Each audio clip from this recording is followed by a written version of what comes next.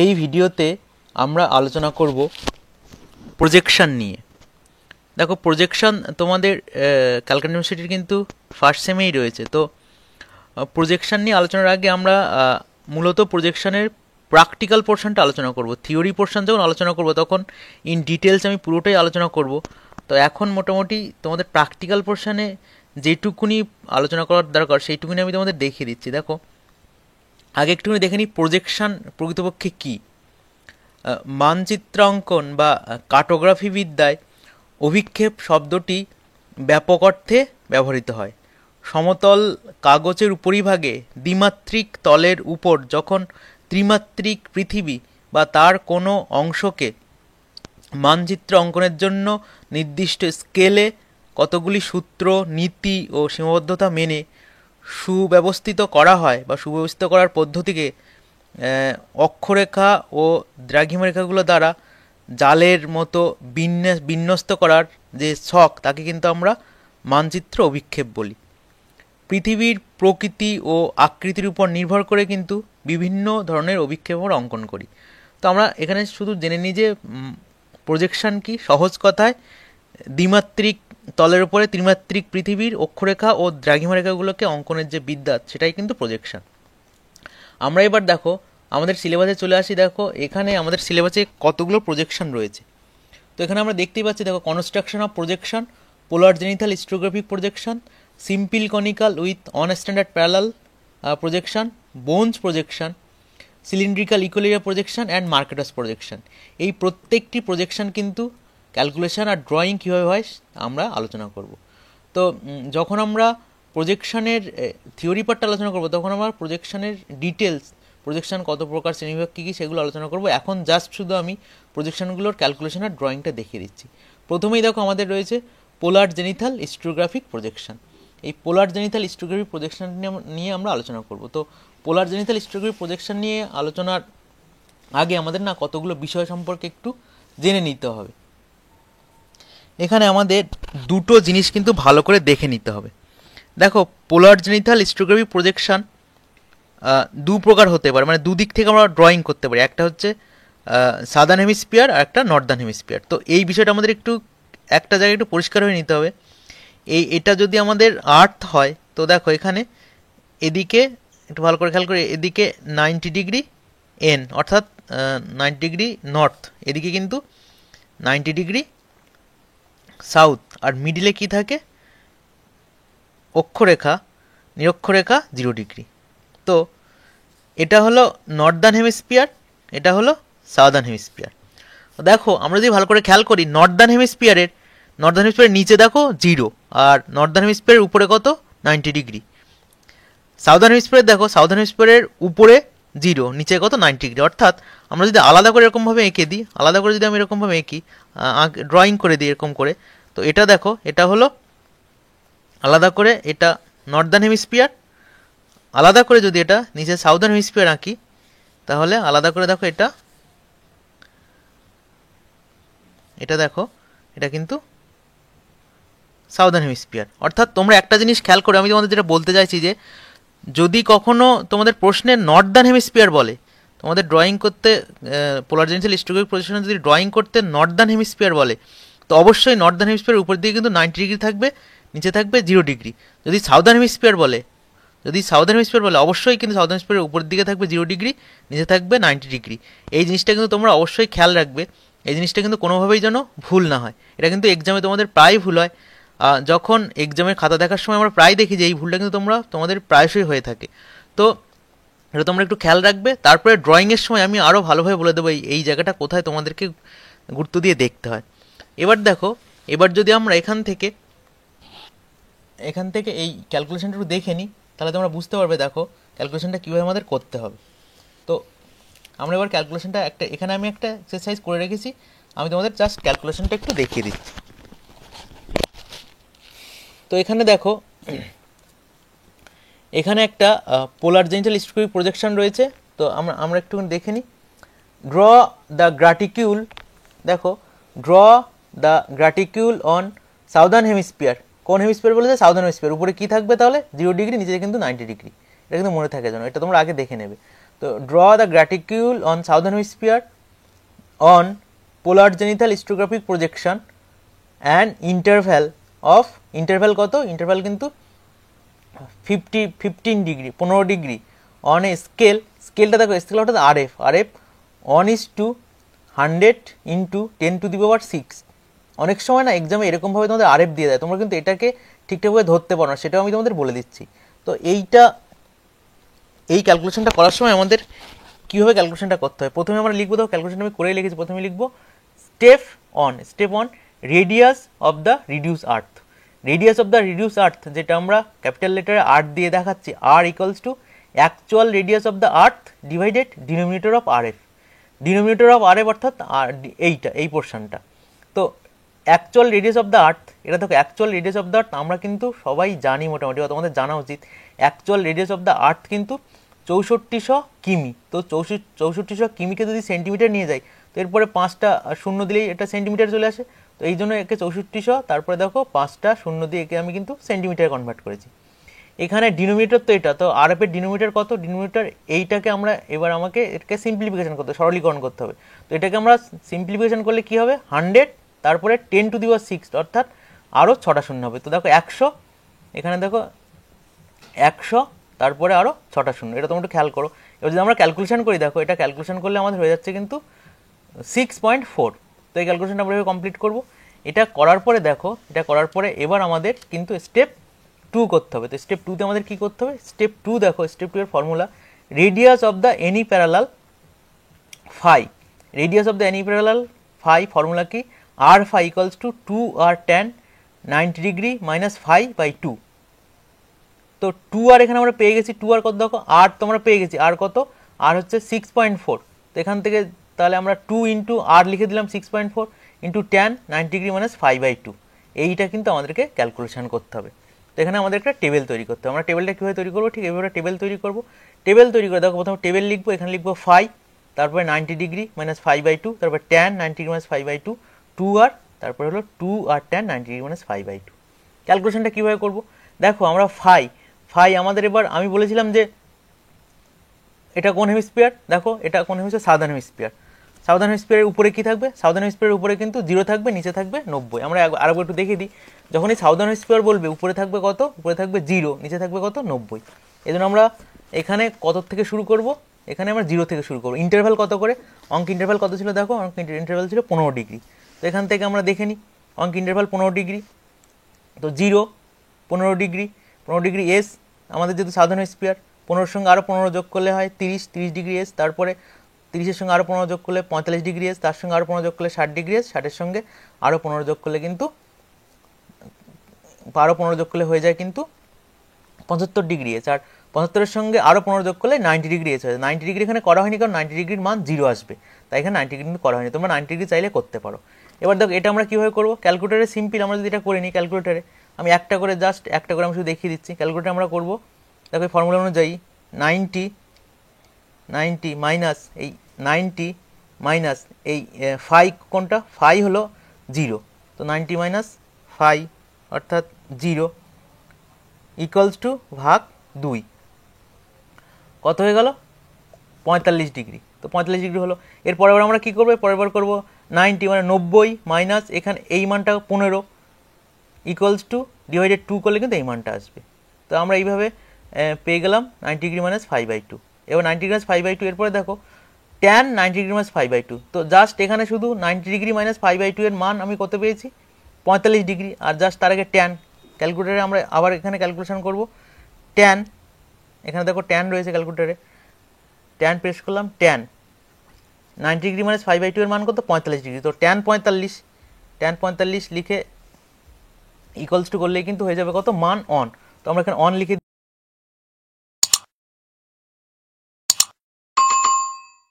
দিয়েছি। এবার আমরা 2R ক্যালকুলেশন করো। 2R দেখো 2 মানে তো 2ই হয়, আর এর মান কত, আর এর মান আমরা এখানে পেয়েছি দেখো কত, আর এর মান 6.4। তো 2 ইন্টু 6.4 করলে হয় কত, 12.8। এই জন্য আমরা সব জায়গায় 12.8 সেন্টিমিটার এটা বসিয়ে দিয়েছি। এরপর দেখো এরপর আমাকে ক্যালকুলেশন করতে হবে কত, 2R tan 90 degree minus phi by 2। তো আমরা 2R পেয়ে গেছি, তার সঙ্গে tan 90 degree minus phi by 2 পেয়ে গেছি। তো আমরা এবার এটার সঙ্গে এটা গুণ করে দিলে কিন্তু এই মানটা পেয়ে যাবো। অর্থাৎ দেখো আমি কি তোমাদের বলতে চাইছি যে tan 90 মাইনাস 5/2 কিন্তু অলরেডি আমরা পেয়ে গেছি। তো এর সঙ্গে যদি জাস্ট 2r গুণ করে দিই তাহলে 2r 90 মাইনাস 5/2 হয়ে যাবে। তো 2r এর মান কত, 12.8, এর সঙ্গে ইন্টু করে দেবো কত 1, তাহলে আমি এই মানটা পেয়ে যাবো। এরপরে দেখো এরপরে tan এর মান কত এইটা, এর সঙ্গে আমি ইন্টু করে দেবো কত 2r এর মান, এইটা করলে কিন্তু আমি এই মানটা পেয়ে যাবো।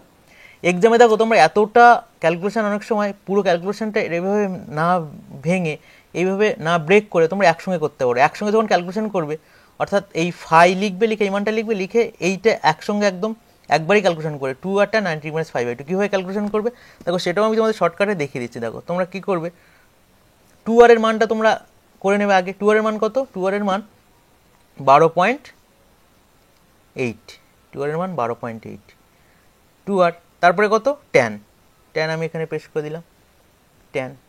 তারপরে দেখো আমি ডাবল ব্র্যাকেট দিয়ে দেবো, দুটো ব্র্যাকেট, ক্যালকুলেটর দিকে খেয়াল কর, দুটো ব্র্যাকেট 90 ডিগ্রি অর্থাৎ 90 মাইনাস, দেখো মাইনাস আমাকে প্রথম আমাকে প্রথম ফাই কত 0, তারপরে ফাই কত 15, তো আমি এটাই ক্যালকুলেশন করছি ধরো। তো আমি -15 করে দিলাম, -15 এটার ক্যালকুলেশন আমি করছি, 15 ডিগ্রি এসের ক্যালকুলেশন, -15 একটা ব্র্যাকেট ক্লোজ করে দিলাম, ভাগ 2 করে দিলাম, একটা ব্র্যাকেট ক্লোজ করে দিলাম, ইকুয়ালস টু করে দিলাম। দেখো ইকুয়ালস টু করলে কিন্তু পরের মানটা এখানে বেরিয়ে গেছে, একবারে আমি কিন্তু করে ফেললাম 9.82। তো এইভাবে কিন্তু তোমরা চাইলে এই অপশানগুলো বারবার না করে একবারই তোমরা কিন্তু এটা করে নিতে পারো। তোমাদের ইচ্ছা, তোমরা এক্সামে যেভাবে করবে তোমাদের সুবিধা সেভাবে কিন্তু তোমরা করতে পারো। এভাবে কিন্তু তোমাদের ক্যালকুলেশনটা করতে হবে। এখন দেখো অনেক সময় অনেক ডিফিকাল্টি তৈরি হয় এক্সামের সময়। কীরকম ডিফিকাল্টি তৈরি হয় দেখো, এখানে যে মানটা বেরিয়েছে এই মান দিয়ে আমাদের ড্রয়িং করতে হবে, অর্থাৎ এই রেডিয়াস দিয়ে আমাকে ড্রয়িং করতে হবে। তো 12.80 এত বড় রেডিয়াস যদি আমরা নিই, 12.80 রেডিয়াস নিলে এটাকে ডাবল হয়ে যাবে। অর্থাৎ আমরা যখন এরকম করে বৃত্তচাপটা আঁকবো, পরে যখন দেখবে বৃত্তচাপটা এরকম করে গোল করে আঁকবো, তখন কিন্তু এটা ডাবল হয়ে গেলে কত হয়ে যাবে, এটা 24-এর মতো হয়ে যাবে। তো তোমাদের পরীক্ষার খাতায় 24-এর মতো তো আর এই আঁকা সম্ভব নয়, এতটা বড় 24 সেন্টিমিটার তো আঁকা সম্ভব নয়। এই জন্য অনেক সময় যদি এক্সাম এরকম হয় তখন কিন্তু তোমরা একে রিডিউস করে নিতে পারো। কী করে রিডিউস করবে, কোনো একটা ডিজিট দিয়ে সবাইকে ভাগ করবে যেটা তোমরা সুইটেবল হবে, যেটা তোমরা এক্সামে আঁকতে পারবে। তো এটাকে আমি জাস্ট সব মানগুলোকে জাস্ট 1.5 দিয়ে ভাগ করে দিয়েছি, দিয়ে এখানে আমি স্কেলটাকে রিডিউস করে নিয়েছি। তো তোমাদের যদি এরকম প্রতিবন্ধকতা তৈরি হয় এক্সামের সময় তখন তোমরা জাস্ট ভাগ করে নিতে পারো। তো দেখো আমি কী করেছি, জাস্ট এই সবগুলো মানকে একটাকে আমি করে দেখাচ্ছি, 12.80 ডিভাইডেড 1.5 ইকুয়ালস টু 8.53। তো এইভাবে কিন্তু সব মানগুলোকে আমি কিন্তু 1.5 দিয়ে ভাগ করে নিয়েছি। 1.5 দিয়ে কেন ভাগ করলাম, আমি দেখলাম যদি 1.5 দিয়ে ভাগ করি তাহলে যে মানগুলো আসবে সেগুলো সুইটেবল আমি আঁকতে পারবো, ড্রয়িং করতে পারবো। বা এটাকে তুমি 2 দিয়েও ভাগ করতে পারো, সেক্ষেত্রে ড্রয়িংটা একটু ছোটো হতো। জাস্ট ড্রয়িংটাকে ছোটো করার জন্য এটা কিন্তু করেছি। এটা যে সবসময় তোমাদের এক্সামে করতে হবে তা নয়। যদি তুমি দেখো এখানে মান অলরেডি চলে এসেছে 10 সেন্টিমিটার বা যদি 8 সেন্টিমিটার, বাট তাহলে তুমি ড্রয়িং করতেই পারতে। যেহেতু 10 হলেও একটু অসুবিধা হতো, যদি মান এখানে দেখতে পেতে 8 সেন্টিমিটার এসছে বা ধরো 7 সেন্টিমিটার এসছে, তাহলে তুমি ড্রয়িং করতেই পারতে, তাহলে তোমাকে ভাগ করতে হতো না। এভাবে কিন্তু তোমরা যদি মান বেশি হয়ে যায়, যদি ড্রয়িং না করতে পারো, তখন তোমরা কিন্তু ভাগটা করে নেবে। এটা আমরা আরও ভালোভাবে বুঝতে পারবো যখন ড্রয়িংটা করবো। তো ক্যালকুলেশনে আশা করি তোমাদের কোথাও অসুবিধা হবে না। তো এবার দেখি আমরা ড্রয়িংটা করছি, ড্রয়িংটা তোমাদের দেখিয়ে দিচ্ছি। দেখো ড্রয়িং করার সময় আমরা কি করবো, ড্রয়িং করার সময় প্রোটেক্টর দিয়ে, প্রথমে প্রোটেক্টর দিয়ে এখানে 0 ডিগ্রি, দেখো এখানে এরকম করে 0 ডিগ্রি, এখানে এদিকে 180 ডিগ্রি, এদিকে 90 ডিগ্রি, এদিকে 270 ডিগ্রি, এই মানগুলো নিয়ে নেওয়ার পরে দেখো স্কেল দিয়ে এগুলোকে আমরা অ্যাড করে একটা কর্ডাম তৈরি করব। অর্থাৎ এগুলো অ্যাড করে দিলাম, অ্যাড করে দেখো এরকমভাবে আমাদের একটা দুটো রেখা পরস্পরকে অ্যাড করব, ক্রস করে যাবে। ক্রস করার পরে দেখো এবার এই মানগুলোকে আমরা দেখে নেব, এই মানগুলো কত ছিল। এই মানগুলো প্রথমে দেখো 8.3, তারপরে কত প্রথমে 8.5, তারপরে 6.5। তো এই মানগুলোকে এবার প্রত্যেকটা মান আমরা এখান থেকে নিয়ে নেব। তো দেখো আমার কি কি মান নিতে হবে, প্রথমে 8.5, এখানে আমরা কিন্তু এই মানগুলোকে আমরা প্রথমে 8.5 নিলাম, তারপরে কত নেব, তারপরে দেখো এখান থেকে আমরা পরের মান ছিল 6.5, এখান থেকে আমরা 6.5 এভাবে নিয়ে নেব, 6.5 নিলাম। তারপরে দেখো 6.5-এর পরে আমাদের ছিল 4.9, তো এখান থেকে আমরা এরকমভাবে 4.5 নিয়ে নিলাম। 4.5-এর পরে দেখো আছে 3.5, এখান থেকে আমরা 3.5 নিয়ে নিলাম এরকম করে। 3.5 পরে আছে দেখো 2.2, 2.2, এরপরে দেখো আছে 1.1, তো 1.1 আমি নিয়ে নিলাম। এই মানগুলো কোথার থেকে নিলাম, এই যে ক্যালকুলেশন করে বের করেছিলাম সেখান থেকে কিন্তু মানগুলো নিয়ে নিলাম। নেওয়ার পরে জাস্ট এইখানে মিডিলে আমরা এখানে কম্পাসটা রেখে সব সার্কেলগুলো করে দেবো। প্রথমে বড় সার্কেলটা করে নেবো এখান থেকে, করে দেখো সার্কেলটা ড্রয়িং করে নিই।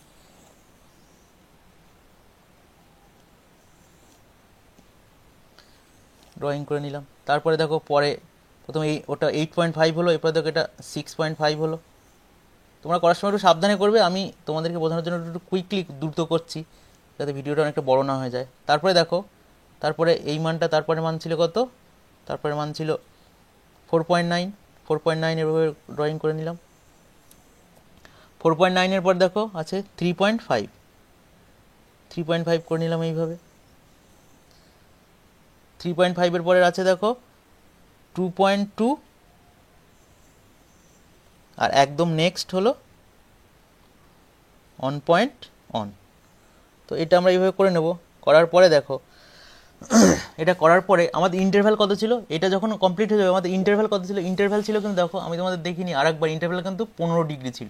এবার এখানে প্রোটেক্টরটা আবার এখানে আমি রাখবো এরকমভাবে, প্রোটেক্টরটা এখানে রেখে এখানে আমি প্রোটেক্টরটা একদম মিডিলে বসাবো ঠিক করে, এদিকে অ্যাডজাস্ট করে আগে যেমনভাবে বসেছিলাম করে, যেহেতু 15 ডিগ্রি ইন্টারভ্যাল, 15 ডিগ্রি করে আমি দাগ দেবো। তো 10, এই 5, 15, 15-এর সঙ্গে আর 15, 30, এইভাবে দেখো আমি এখানে সেকশন করে নেবো। 15-এর সঙ্গে 30-এর সঙ্গে 15 করলে কত হয় 45, 45-এর সঙ্গে 15 করলে 60, 60-এর সঙ্গে 15 75, 75-এর সঙ্গে 15 90, এরকম করে দেখো। এদিকেও আমি এই পোর্শনটা আমি জাস্ট তুমি তোমাদের দেখানোর জন্য প্রত্যেকটা এইভাবে তোমরা 15 করে ডিভিশন করে নেবে। এদিকেও দেখো আবার এরকমভাবে 15 করে ডিভিশন করবে।